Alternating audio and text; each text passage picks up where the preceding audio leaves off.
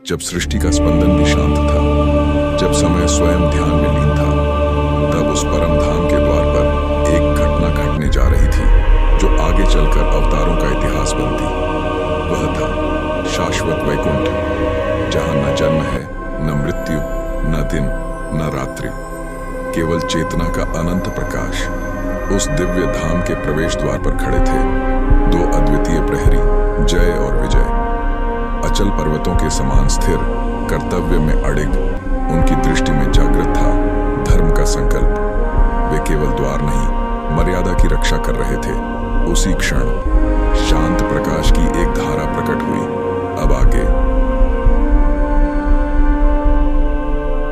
अनंत आकाश में तैरता हुआ स्वर्णिम लोक, बादलों से भी सूक्ष्म दिव्य प्रकाश, क्रिस्टल जैसे महल, प्रकाश से बने स्तंभ, आकाश में बहती मंद गंगा जैसी ऊर्जा।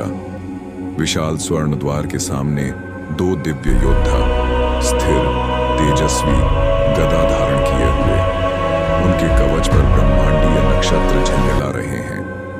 उसी क्षण शांत प्रकाश की एक धारा प्रकट हुई और बालकों जैसे दिखने वाले चार तेजस्वी ऋषि कुमार, सनातन बालक, पर ज्ञान में अनंत, न उनके चरण भूमि को स्पर्श करते, न उनकी दृष्टि संसार को देखती, वे सत्य में स्थित थे। वे भगवान के दर्शन हेतु वैकुंठ के विशाल स्वर्ण द्वार के सामने पहुंचे।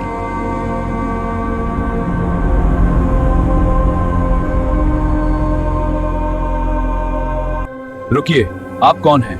भगवान के अंतःपुर में प्रवेश की अनुमति आवश्यक है। अनुमति? वैकुंठ में भी अब परिचय पूछा जाता है। आप बालक प्रतीत होते हैं। यह स्थान लीला भूमि नहीं, परम धाम है। हम बालक नहीं और ये स्थान हमारा भी उतना ही है। नियम तो नियम है, बिना आज्ञा कोई भीतर नहीं जा सकता। ऋषियों ने इसे अपमान नहीं माना, उन्होंने उसमें अहंकार की एक सूक्ष्म छाया देखी। जहां अद्वैत है वहां अहंकार टिक नहीं सकता। हमारा उद्देश्य अनादर का नहीं था, हम तो केवल अपने कर्तव्य का पालन कर रहे थे।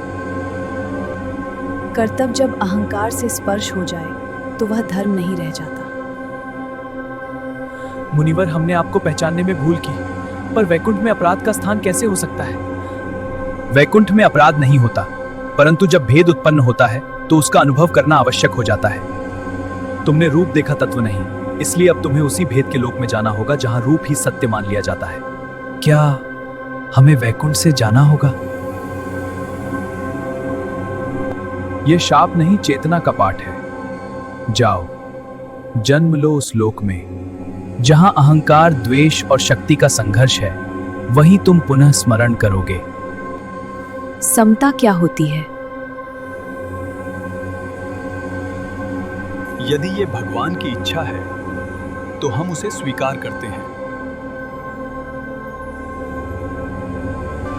मेरे पार्षदों ने जो अपराध किया है वह मेरा ही अपराध है, क्योंकि ये मेरे ही अंश हैं।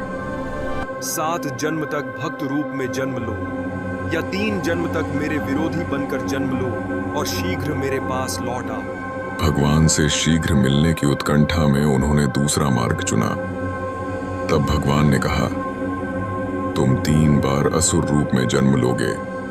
मैं स्वयं अवतार लेकर तुम्हारा उद्धार करूंगा। वियोग भी उसी की लीला है और मिलन भी। अचानक प्रकाश का अनंत स्तंभ प्रकट होता है। उस प्रकाश से एक दिव्य आकृति प्रकट होती है, शांत, करुणामय, सर्वज्ञ। समय मानो रुक जाता है। जय और विजय विनम्र होकर झुकते हैं। उनके चारों ओर भविष्य के 3 जन्मों की झलकें घूमती दिखाई देती हैं। युद्ध, अवतार, विनाश, पुनर्मिलन। यही वह क्षण था जहां से अवतारों की कथा प्रारंभ हुई, जहां से धर्म और अधर्म का महान नाटक रचा गया। यह पतन नहीं था, यह बीज था जो युगों में फल देने वाला था, और ब्रह्मांड मौन होकर देखता रहा। लीला आरंभ हो चुकी थी। दोनों दिव्य रूप प्रकाश से गिरते नहीं, बल्कि ब्रह्मांडीय चक्र में प्रवेश करते हैं, जैसे बीज धरती में बोया जाता है। Next episode coming soon.